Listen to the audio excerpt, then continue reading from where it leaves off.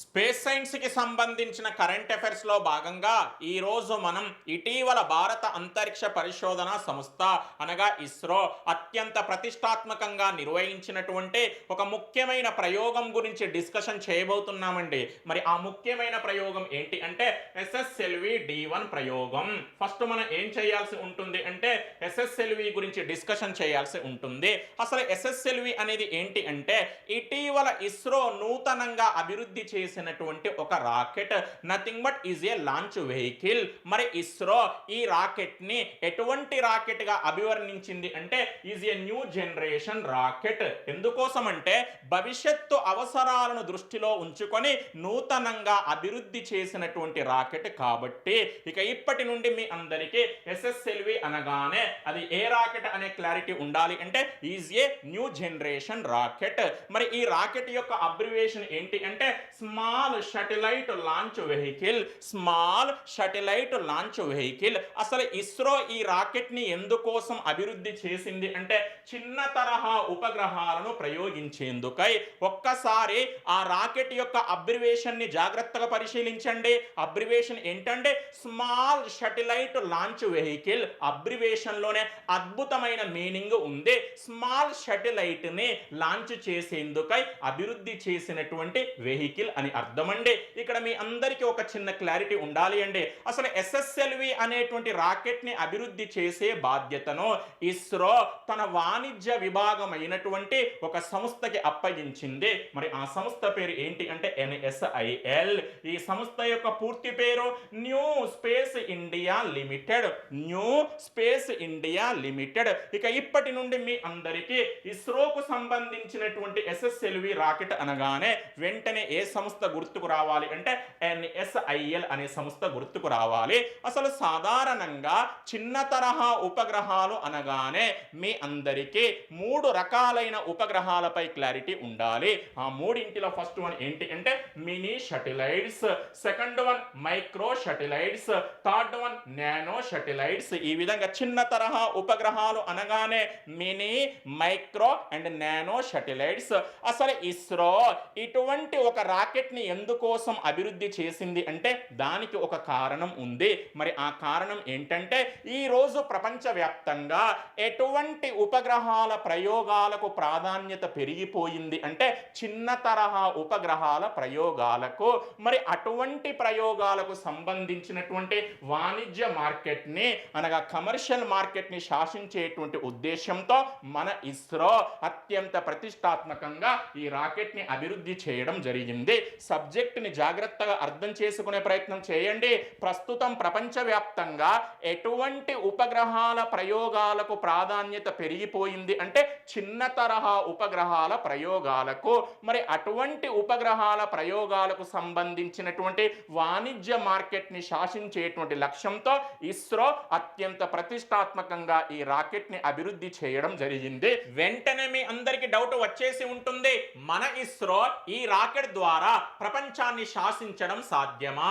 మరి సాధ్యమని చెప్పొచ్చు. ఎందుకోసం అంటే ఈ ప్రపంచంలో ఏ రాకెట్ కి లేనటువంటి ప్రత్యేకత ఈ రాకెట్ కి ఉంది. మరి ఆ ప్రత్యేకత ఏంటంటే కనీస వసతులతో, అందులో కూడా అతి తక్కువ వ్యయంతో ఒకేసారి ఒకటి కంటే ఎక్కువ ఉపగ్రహాలను ఈ రాకెట్ ద్వారా ప్రయోగించవచ్చు. ఈ రాకెట్ ని ప్రయోగించడానికి కనీస వసతులు ఉంటే సరిపోతుంది. ఎక్కువగా వ్యయం చేయాల్సిన అవసరం లేదు. అయినప్పటికీ ఈ రాకెట్ ద్వారా ఒకేసారి ఒకటి కంటే ఎక్కువ ఉపగ్రహాలను ప్రయోగించవచ్చు. నెక్స్ట్ మనం ఏం చేయాల్సి ఉంటుంది అంటే ఈ రాకెట్ కి సంబంధించినటువంటి కొన్ని ముఖ్యమైన అంశాలపై క్లారిటీ తెచ్చుకోవాల్సి ఉంటుంది. వాటిలో ఫస్ట్ వన్ ఈ రాకెట్ యొక్క మొత్తం ఎత్తు, నథింగ్ బట్ టోటల్ హైట్. మరి ఎంతగా ఉంది అంటే 34 మీటర్లు. సెకండ్ వన్ ఈ రాకెట్ యొక్క సామర్థ్యం, నథింగ్ బట్ కెపాసిటీ. మీ అందరికీ తెలియాల్సిన విషయం ఏంటి అంటే ఈ రాకెట్ ద్వారా 500 కిలోగ్రామ్స్ మరియు అంతకంటే తక్కువ బరువైన ఉపగ్రహాలను భూమి ఉపరితలం నుండి 500 కిలోమీటర్ల ఎత్తులో ఉన్నటువంటి లో ఎర్త్ ఆర్బిట్ అనే కక్షలో ప్రవేశపెట్టవచ్చు. జాగ్రత్త అర్థం చేసుకోండి. 500 కిలోలు మరియు అంతకంటే తక్కువ బరువైన ఉపగ్రహాలను భూమి ఉపరితలం నుండి 500 కిలోమీటర్ల ఎత్తులో ఉన్నటువంటి లో ఎర్త్ ఆర్బిట్ అనే కక్షలో ఈ రాకెట్ ద్వారా ప్రవేశపెట్టడానికి అవకాశం ఉంది. థర్డ్ వన్ ఈ రాకెట్ లోని మొత్తం మొత్తం దశలు, నథింగ్ బట్ స్టేజెస్. మరి ఈ రాకెట్ లో మొత్తం ఎన్ని దశలు ఉన్నాయి అంటే 3 దశలు. ఇక ఇప్పటి నుండి మీ అందరికీ SSLV రాకెట్ అనగానే అది ఎటువంటి రాకెట్ అనే క్లారిటీ ఉండాలి అంటే is a 3 stage launch vehicle, nothing but is a 3 stage rocket. ఇక్కడ మీ అందరికీ తెలియాల్సిన మోస్ట్ ఇంట్రెస్టింగ్ ఇన్ఫర్మేషన్ ఏంటంటే ఈ రాకెట్ లోని ప్రతి దశలో ఏ ఇంధనాన్ని ఉపయోగిస్తారు అంటే ఘన ఇంధనాన్ని. అద్భుతమైన క్లారిటీ ఉండాలండి. మొదటి దశలో ఘన ఇంధనమే, రెండవ దశలో ఘన ఇంధనమే, మూడవ దశలో ఘన ఇంధనమే. అయితే ఉపగ్రహాన్ని నిర్దేశిత కక్షలో ప్రవేశపెట్టడానికి ద్రవ ఇంధన ఆధారిత మాడ్యూల్ ని ఈ 3 దశలకు అదనంగా ఉపయోగించడం జరుగుతుంది. మరి ఆ మాడ్యూల్ పేరు ఏంటి అంటే VTM. దీని పూర్తి పేరు వెలాసిటీ ట్రిమ్మింగ్ మాడ్యూల్. దయచేసి కన్ఫ్యూజన్ వద్దండి. ఈ 3 దశలకు తోడుగా లేదా ఈ 3 దశలకు అదనంగా ద్రవ ఇంధన ఆధారిత ఈ మాడ్యూల్ ని కూడా ఉపయోగించడం జరుగుతుంది. ఈ మాడ్యూల్ ని ఎందుకోసం ఉపయోగిస్తున్నారు అంటే ఉపగ్రహాన్ని నిర్దేశిత కక్షలో ప్రవేశపెట్టడానికి. ఈ విధంగా SSLV రాకెట్ అనగానే 34 మీటర్స్ గుర్తుకు రావాలి, 500 kgs గుర్తుకు రావాలి, 500 కిలోమీటర్స్ గుర్తుకు రావాలి, 3 స్టేజెస్ గుర్తుకు రావాలి, ఘన ఇంధనం గుర్తుకు రావాలి, ఫైనల్ గా VTM అనేటువంటి మాడ్యూల్ కూడా గుర్తుకు రావాలి. ఫైనల్ గా మీ అందరికి రావాల్సిన క్లారిటీ ఏంటి అంటే ఇస్రో నేటి వరకు అభివృద్ధి చేసినటువంటి రాకెట్స్ లేదా లాంచ్ వెహికల్స్ అనగానే మొత్తం 5 రకాలైన రాకెట్స్ గుర్తుకు రావాలి. ఆ 5ంటిలో first one SLV, second one ASLV, third one PSLV, fourth one GSLV. ఇందులో కూడా GSLV MK3 అనేటువంటి అత్యంత ప్రధానమైన వేరియంట్ పై క్లారిటీ ఉండాలి. ఇప్పుడు నూతనంగా అభివృద్ధి చేసినటువంటి 5th రాకెట్ ఏంటి అంటే SSLV.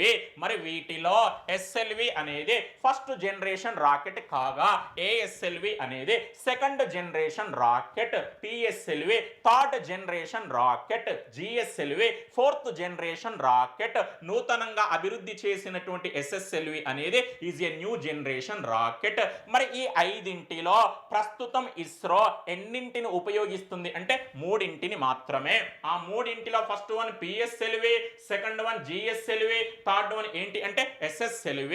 నెక్స్ట్ మనం ఏం చేయాల్సి ఉంటుంది అంటే ప్రస్తుతం ఇస్రో ఉపయోగిస్తున్నటువంటి ఈ 3 రాకెట్స్ కి సంబంధించినటువంటి మొత్తం దశలపై మరియు ఆయా దశలలో ఉపయోగించేటువంటి ఇంధనాలపై క్లారిటీ తెచ్చుకోవాల్సి ఉంటుంది. మరి PSLVలో మొత్తం ఎన్ని దశలు ఉంటాయి అంటే 4, GSLVలో మొత్తం ఎన్ని దశలు ఉంటాయి అంటే 3, నూతనంగా అభివృద్ధి చేసిన SSLVలో మొత్తం ఎన్ని దశలు ఉంటాయి అంటే 3. నెక్స్ట్ PSLVకి సంబంధించి మొదటి దశలో ఘన ఇంధనాన్ని ఉపయోగిస్తారు, రెండవ దశలో ద్రవ ఇంధనాన్ని ఉపయోగిస్తారు, మూడవ దశలో ఘన ఇంధనాన్ని ఉపయోగిస్తారు, నాలుగవ దశలో ద్రవ ఇంధనాన్ని ఉపయోగిస్తారు. అంటే PSLV అనగానే ఆల్టర్నేటివ్ గా ఏ ఇంధనాలు గుర్తుకు రావాలి అంటే ఘన మరియు ద్రవ ఇంధనాలు. నెక్స్ట్ GSLVకి సంబంధించి మొదటి దశలో ఘన ఇంధనాన్ని ఉపయోగిస్తారు, రెండవ దశలో ద్రవ ఇంధనాన్ని ఉపయోగిస్తారు, కానీ మూడవ దశలో ద్రవరూప మిశ్రమ ఇంధనాన్ని ఉపయోగిస్తారు. దానిని ఏ పేరుతో పిలుస్తారు అంటే క్రయోజెనిక్ ఇంధనం. నెక్స్ట్ అండి SSLVకి సంబంధించి అన్ని దశలలో అనగా ప్రతి దశలో ఏ ఇంధనాన్ని ఉపయోగిస్తారు అంటే ఘన ఇంధనాన్ని.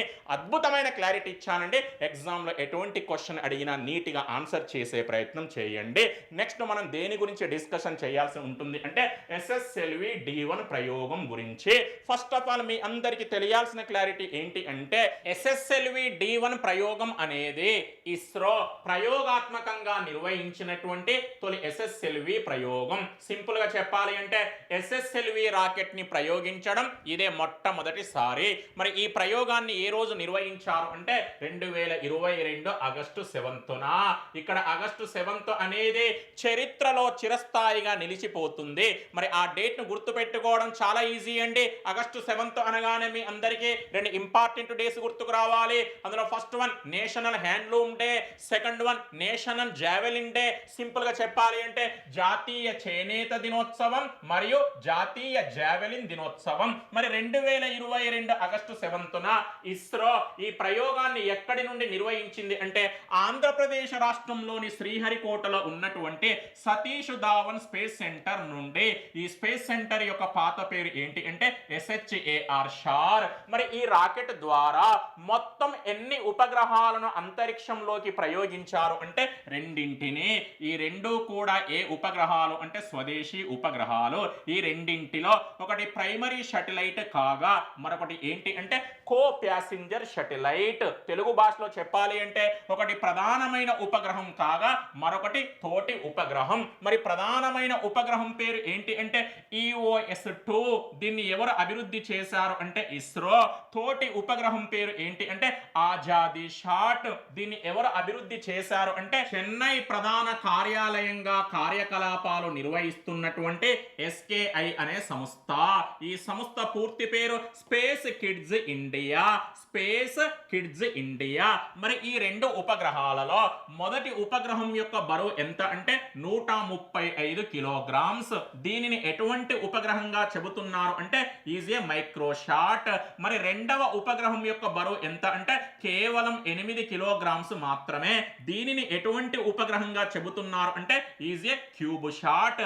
ఈ రెండింటిలో మొదటి ఉపగ్రహానికి సంబంధించి బేసిక్ ఇన్ఫర్మేషన్ తెలిసి ఉంటే సరిపోతుంది, కానీ రెండవ ఉపగ్రహానికి సంబంధించి మాత్రం కంప్లీట్ ఇన్ఫర్మేషన్ తెలిసి ఉండాలి. మరి మొదటి ఉపగ్రహం పేరు ఏంటంటే EOS-2. దీని పూర్తి పేరు earth observation satellite. Earth observation satellite. నేను ఆల్రెడీ గతంలోనే ఈ ఉపగ్రహాల గురించి చెప్పానంటే ఒకసారి వెరిఫై చేసే ప్రయత్నం చేయండి. సాధారణంగా ఎర్త్ అబ్జర్వేషన్ శాటిలైట్ అనగానే అది ఎటువంటి ఉపగ్రహం అనే క్లారిటీ ఉండాలి అంటే is a remote sensing satellite. మరి ఇక్కడ EOS-2 అనేది ఎగ్జాక్ట్ గా చెప్పాలి అంటే ఒక ప్రయోగాత్మక ఆప్టికల్ రిమోట్ సెన్సింగ్ ఉపగ్రహం. నెక్స్ట్ అండి ఆజాదీ షాట్. మీ అందరికీ తెలియాల్సిన మోస్ట్ ఇంట్రెస్టింగ్ ఇన్ఫర్మేషన్ ఏంటి అంటే ఈ ఉపగ్రహాన్ని స్పేస్ కిడ్స్ ఇండియా అనేటువంటి సంస్థ ఆధ్వర్యంలో విద్యార్థులు అభివృద్ధి చేయడం జరిగింది, అనగా విద్యార్థులు నిర్మించడం జరిగింది. ఇక ఇప్పటి నుండి మీ అందరికీ ఆజాదీ షాట్ అనగానే వెంటనే ఏమనే క్లారిటీ ఉండాలి అంటే ఈజ్ ఏ స్టూడెంట్ శాటిలైట్. అసలు ఈ ఉపగ్రహాన్ని ఎందులో భాగంగా అభివృద్ధి చేశారు లేదా నిర్మించారు అంటే ఒక సెలబ్రేషన్ లో భాగంగా.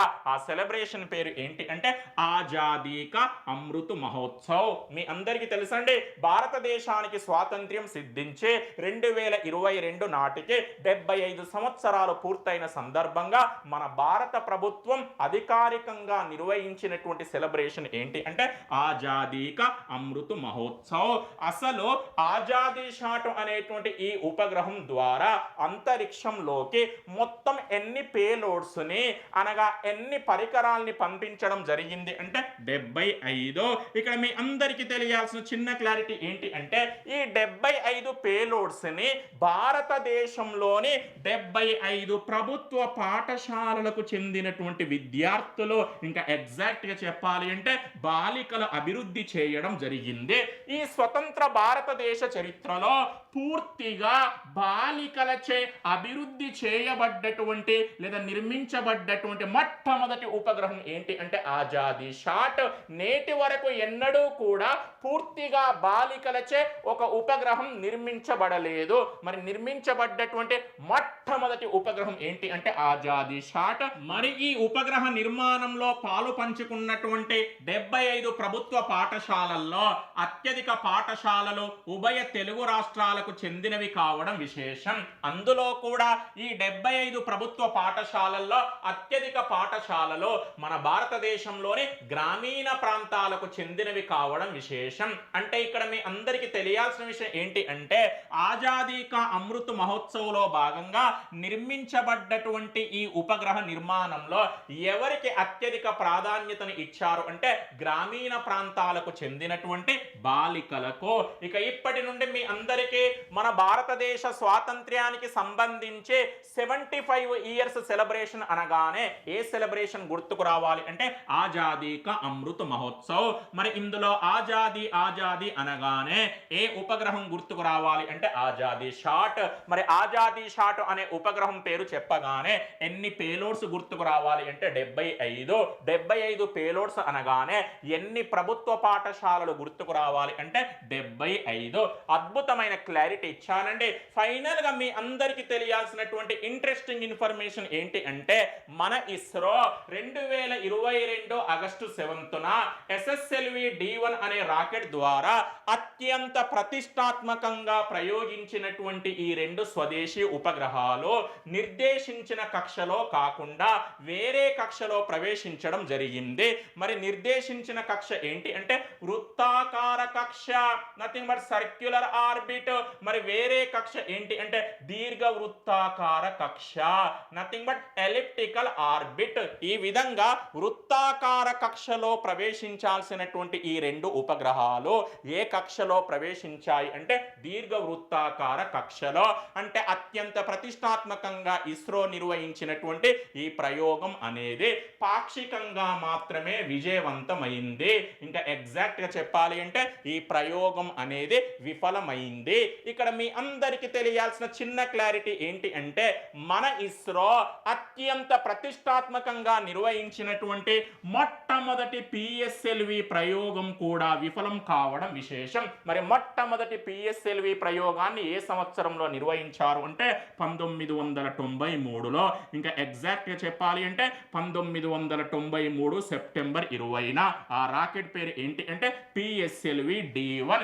ఇక ఇప్పటి నుండి మీ అందరికీ SSLVకి సంబంధించి మరియు PSLVకి సంబంధించి మొదటి ప్రయోగాలు అనగానే విఫలమైన ప్రయోగాలు అనే క్లారిటీ ఉండాలి. PSLV అయితే PSLV D1, SSLV అయితే SSLV D1. మరి PSLV D1 ని ఎప్పుడు ప్రయోగించారు అంటే 1993 సెప్టెంబర్ 20న. SSLV D1 ని ఎప్పుడు ప్రయోగించారు అంటే 2022 ఆగస్టు 7న. ఈ 2 ప్రయోగాలు కూడా విఫలమయ్యాయి. మొదటి ప్రయోగం లేదా మొదటి ప్రయత్నం మ్యాక్సిమం విఫలమయ్యే అవకాశం ఉంటుంది. కానీ దాని నుండి నేర్చుకున్నటువంటి అనుభవాలతో అనగా గుణపాఠాలతో తరువాత ప్రయోగాలు అనగా తరువాత ప్రయత్నాలు మాత్రం ఖచ్చితంగా సక్సెస్ అవుతాయి. అది ఒక ప్రయోగమైనా కావచ్చు లేదా మనం రాసేటువంటి పరీక్ష అయినా కావచ్చు. Thank you.